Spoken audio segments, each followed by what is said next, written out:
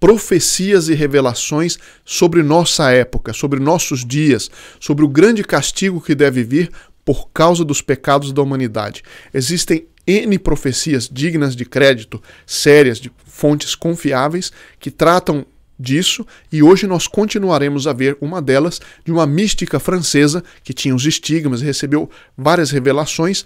A vida dela foi, os escritos, as revelações foram estudados pela autoridade eclesiástica local, e os fenômenos místicos foram analisados diretamente por um médico famoso da época. É o que nós veremos hoje, continuando esta série. Muito bom dia, meu nome é Daniel Martins, seja bem-vindo ao canal dos Santos Anjos.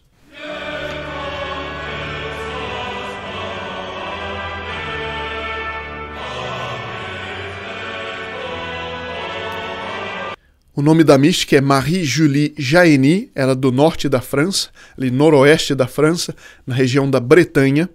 Ela viveu no final do século XIX, primeira metade do século XX, ela viveu 90 anos, teve inúmeros fenômenos místicos, é a pessoa de que se tem registro com maior número de fenômenos místicos, estigmas, levitação, êxtase e tudo mais, e a vida dela, durante vários anos, os fenômenos místicos que aconteciam no corpo dela foram analisados pelo médico da época, o bispo que também analisou e certificou da origem sobrenatural das revelações.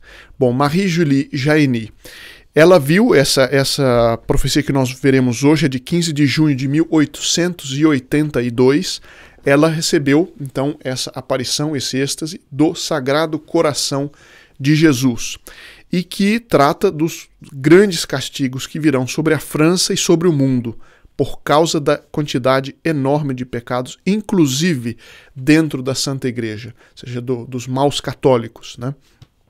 Veja, incrível, aqui nós vamos comentar, ler um trecho e comentar. O Sagrado Coração de Jesus, então, apareceu para ela, emitindo raios de luz belíssimos, muito numerosos, tão numerosos como as estrelas do firmamento. Esse texto eu estou tirando desse livro que eu comprei e recebi recentemente, As Profecias de La Fraude, que é o nome da cidade, né, onde estava a mística, e o autor é Pierre Roberdel. Infelizmente esse livro não tem em português. Então o Sagrado Coração de Jesus apareceu e disse o seguinte: meus filhos, vocês veem tantos raios quantas são as almas inscritas em meu divino coração, e chamadas a encontrar refúgio nele na hora em que os golpes dos grandes males ressoarão na terra. Então é o Sagrado Coração de Jesus aparecendo para Marie-Julie Jahenny. Mas eu sou obrigado a acreditar? Diz, não. As aparições, como nós temos visto, né, em outros vídeos sobre as profecias particulares, elas não acrescentam nada ao depósito da fé. Acontece que Nosso Senhor, ele, na sua infinita bondade, ele sempre, sobretudo nas horas de grande crise, ele envia seus anjos, ele envia seus santos, ele envia sua Santíssima Mãe, e por vezes ele mesmo aparece a almas escolhidas para fazer essas revelações, com vistas a, primeiro, a levantar o espírito de penitência; segundo, para, se possível, as pessoas fazendo penitência evitar o castigo; e, terceiro lugar, não podendo evitar, para que a gente, sabendo do que ele previu, quando acontecer, a gente saber o sentido do que está acontecendo. Mas então ele disse isso: não está longe a hora em que meu povo gritará novamente em angústia. Essa será a primeira abertura da mais profunda perseguição ao bem, que deverá então caminhar para uma terrível ruína, a qual nem o céu nem a terra jamais viram até esse momento. Então veja, Nosso Senhor fala de uma perseguição ao bem. Nós vamos comentar isso daqui a pouco, alguns fatos recentes. E essa perseguição ao bem trará um castigo que devastará tanto que nunca a história, nem no dilúvio, até agora, viu castigo tão tremendo. A tempestade se abaterá sobre a França, onde eu quis manifestar as maravilhas do meu coração divino e revelar os meus segredos. De fato, foi o Sagrado Coração de Jesus apareceu e quis, a partir da França, estabelecer a devoção ao seu Sagrado Coração, a Santa Margarida Maria Alacoque, né? Meus filhos, é a França que será a primeira a ser ferida, dilacerada e perseguida. Depois, em outros textos, ele vai falar do grande triunfo da Santa Igreja no mundo inteiro. Mas, nesse texto específico, ele vai falar da devastação. Primeiro na França e depois no mundo, segundo essa profecia aqui.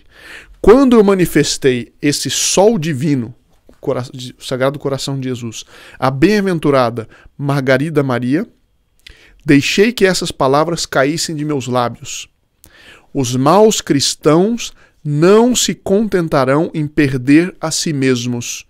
Eles procurarão surpreender as almas, tentarão por todos os meios fazê-las pecar contra tudo o que é dever de um cristão. A gente vai dizer, não, mas isso é meio óbvio, né? Mas era tão óbvio assim naquela época, imagine, mais de 100 anos atrás? Não era tão óbvio quanto é hoje. Hoje a gente vê isso por toda parte, mas naquela época Nosso Senhor estava anunciando, se não fizerem penitência, Nossa Senhora em Fátima veio e confirmou isso, se não fizerem penitência, virá essa época. Nós estamos vivendo o início dessa época claramente, né? Eu me lembro quando eu estava fazendo uma caravana em defesa da família, né, divulgando, enfim, a devoção a Nossa Senhora pelo interior do Brasil, estava passando ali no interior da Bahia, do estado da Bahia. E, enfim, as circunstâncias foram de tal maneira que o nosso grupo, que estava indo de cidade em cidade, se hospedou numa casa paroquial ali no interior da Bahia. Isso faz alguns anos, né? E de manhã, o pároco da cidade, uma cidadezinha pequena, desculpa, ele nos convidou para o café da manhã, então ele serviu um café da manhã, e no final ele disse o seguinte, imagina como é que nós ficamos ouvindo isso do próprio padre, certo? O padre, ele diz o seguinte, pois é, aqui na diocese nós temos 3 tipos de padre, certo? Isso foi o que ele disse, eu não estou dizendo que é verdade, nem sei, mas foi o que ele disse na época. Ele diz, aqui na diocese tem 3 tipos de padre. Tem um padre que é louco por mulher, tem padre que é louco por homem e tem padre que é louco por dinheiro. Imagina, nós super escandalizados, né? Ficamos assim, estarrecidos. Ele diz, pois é, eu sou do primeiro tipo. Quando o bispo veio me visitar aqui, minha parede estava cheia de fotos de mulheres da vida. E ele disse, de vez em quando coloca uma foto de Maria também, né? Ou seja, imagina, como é que pode uma coisa dessa? Agora, a gente se pergunta, isso não explica, não justifica, mas não explica que tantas pessoas estejam deixando a fé? Ora, isso faz alguns anos. Isso faz alguns anos. Graças a Deus não são todos sacerdotes. Mas existe muito disso. Muito disso existe. Agora, isso atrai ou não atrai o castigo divino? Se aqueles que deviam ser o sal da terra e a luz do mundo, entre essas coisas se dão, imagine então, não é, no resto da sociedade. Alguém vai dizer, mas o senhor está falando mal dos padres? Não.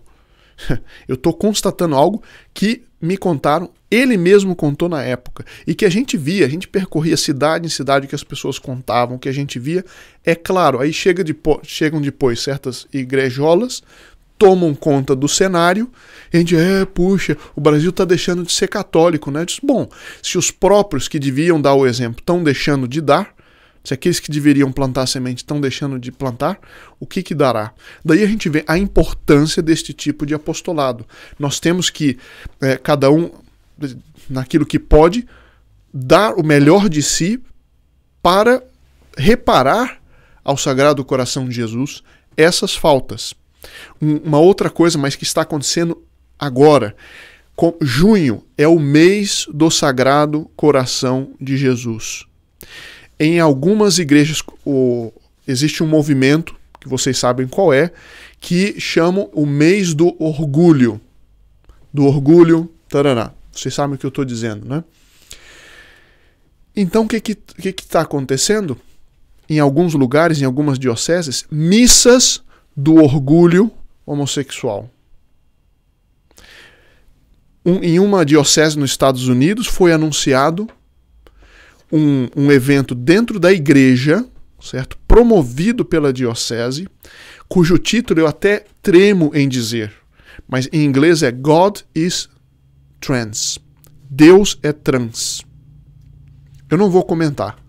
É uma coisa tão terrível que eu não vou comentar agora.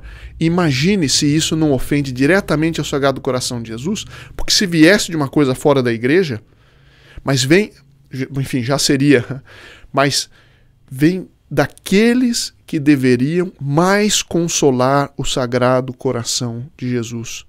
Meus senhores, minhas senhoras, quanto nós devemos oferecer atos de reparação, fazer a nossa parte contra esse tipo de coisa.